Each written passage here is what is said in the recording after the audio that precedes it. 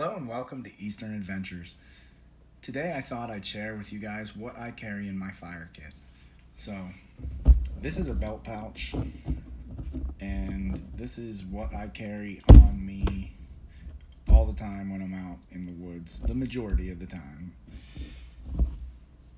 I have several forms of fire starting on me at all times in here, and then I also carry another pouch in my pack, and this is my rope kit. This has all of my cordage that I carry with me, but I also have a couple forms of shore fire in here. So let me go over that first. So the first couple forms of fire here, these are both homemade, and this is just simply cotton balls saturated in Vaseline. So I've found that these work just as good, if not better, than all of the fire starters on the market that I have personally tried. So these are cheap, easy to make, and work exceptionally well. So these stay in my kit.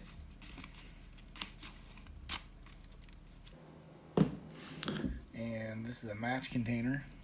I use the matches out of here, and now I carry my homemade form of a match. And this is hemp rope that I melted candle wax down and submerged these in the candle wax. So these will burn like a candle and stay burning for a very long time. Now, I don't use these very often. Every once in a while, if I really want to get a fire going extremely quick, I'll grab one of these out, but these are mainly my emergency surefire items that I carry in my kit. So, all right, on to my belt pouch.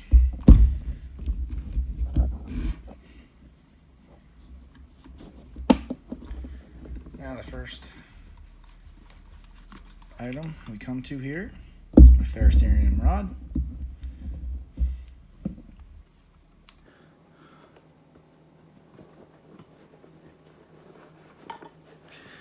And to strike that rod,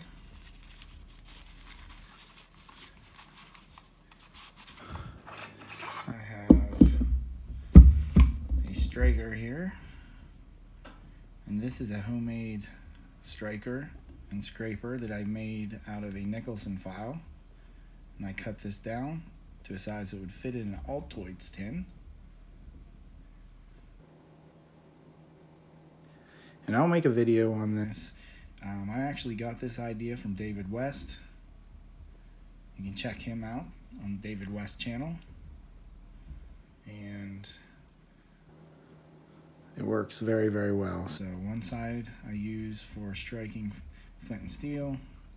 The other side I put a sharp 90-degree on as a scraper for ferro rod or bark or whatever I may need to scrape that day. So, all right, this is an item I carry on me just simply because it's in my belt pouch and on me at all times, but this is a sail needle. So I carry this for any repairs, any sewing repairs I may need to make out in the woods. Also, it works very well for pesky knots. So, and this is just in a piece of deer hide so I don't poke myself. Next we have a Bic lighter. In my opinion, should be part of every fire kit. Alright, and I have a small tin here, and inside this small tin I have some wood ash. I'll put a link above to the video where we use solar ignition and wood ash on cotton material to get a fire going. We created a tinder extender with the wood ash, so we will go over this more in depth in videos in the future, guys, so stay tuned for that. Alright, and in this pouch I carry my flint and steel kit and also some cotton or denim or whatever type of material I may have in here at the time for charred material. So flint and steel kit, pretty basic. I have my striker. I also can use this striker and a few different rocks in here. This is a yellow jasper, and this was mined down the road from me about 30 miles, and there's a stream that runs through there, and you can still find it to this day in the stream. And this is a piece of sandstone that has quartz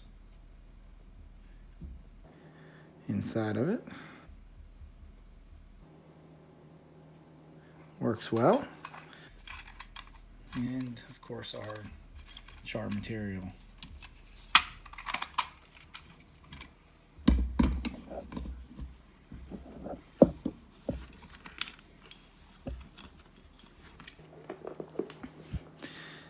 Alright, and this is my magnifying lens.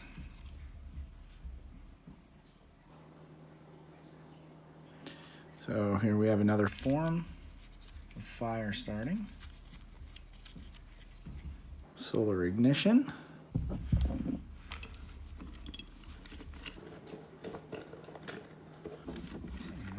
And last but not least, I always carry fat wood in my fire kit.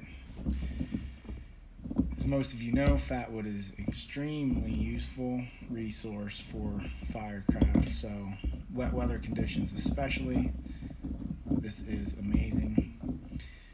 So I always try to keep some fat wood in my kit.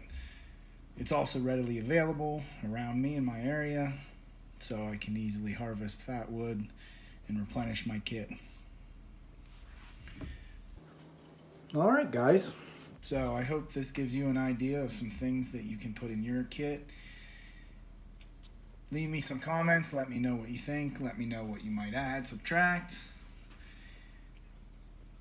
And we will see you guys on the next episode. Thanks for tuning in.